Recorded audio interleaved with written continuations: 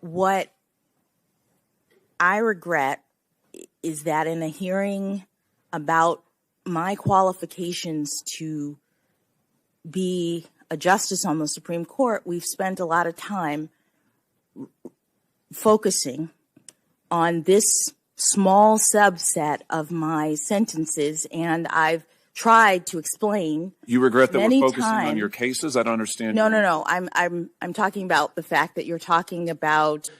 You have taken over a minute of my time, Mr. Chairman.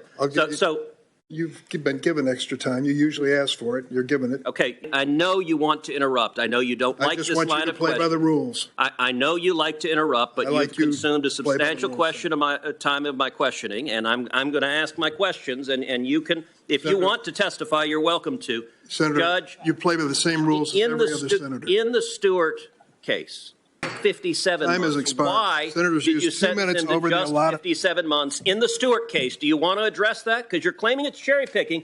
In fact, you're welcome to explain any of these cases, but let's take the Stewart case. Why Senator Coons, did you say you're not recognized, Senator Coons? You don't want her to answer that question?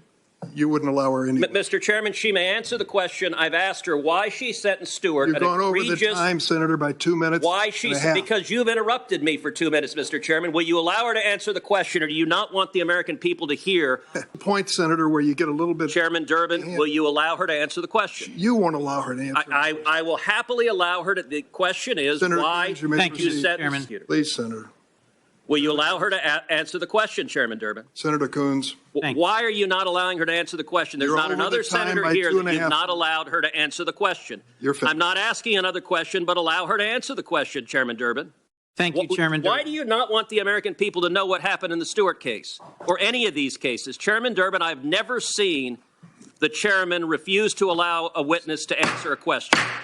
You can bang it as loud as you want. Well, I can just tell you, at some point you have to follow the rules. Okay, will you let her answer the question? You've been interrupting, and by the way, with Senator Graham, it went 10 minutes over. You've taken a big chunk of the time. Will you allow her to answer the question? You've given her. Why are you afraid of her? She's welcome to answer it right now. Will you let her? Senator Coons. Will you let? So no, you don't want her to answer the question? Senator Coons. Will you let her answer the? More time rather than less. Why isn't that rational?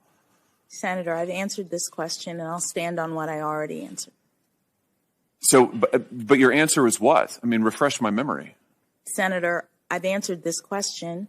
I've explained how the guidelines work, and I'll stand on my answer. But the guidelines are not mandatory. I wish they were, but they're not. The Supreme Court made that determination. I'm trying to understand why you think it's rational. You say that this is a policy disagreement that you have with the guidelines.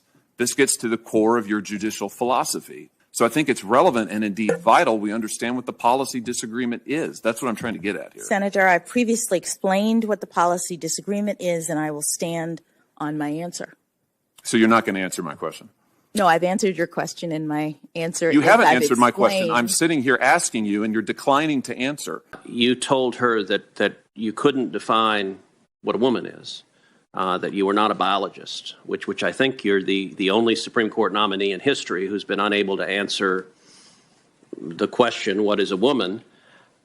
Let me ask you, as a judge, how would you determine if a plaintiff had Article III standing to challenge a gender-based rule, regulation, policy without being able to determine what a woman was?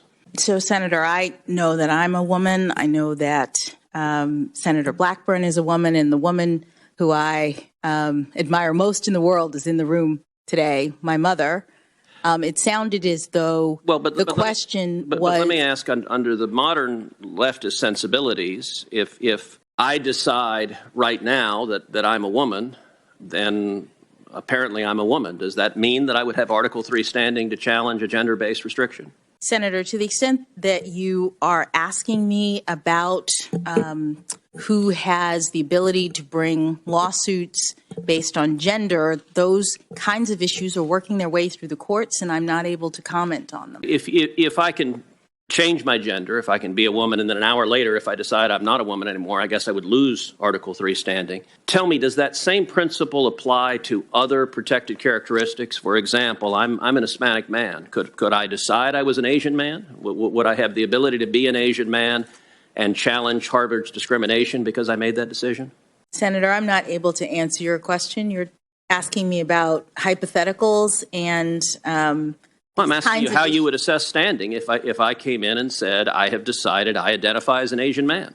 So this case involved a small community, a cultural community of people who believe in vegan lifestyles. They call themselves the African Hebrew Israelites, but it's not a religious community. It's a cultural community around healthy living. And they have created a restaurant and a series of restaurants here in the Washington, D.C. area with menus involving really, I'm told, terrific vegan foods. I mean, do you stand by that sentence? Senator, in every case, I followed what Congress authorized me to do in looking to the best of my ability at all of the various factors that apply, that constrain judges, that give us discretion, but also tell us how to sentence. And I ruled in every case based on all of the relevant factors. So you don't regret it? No one case, Senator, can stand in for a judge. I'm not asking you that. I'm record. asking if you regret this sentence in this case. And it sounds like the answer is no.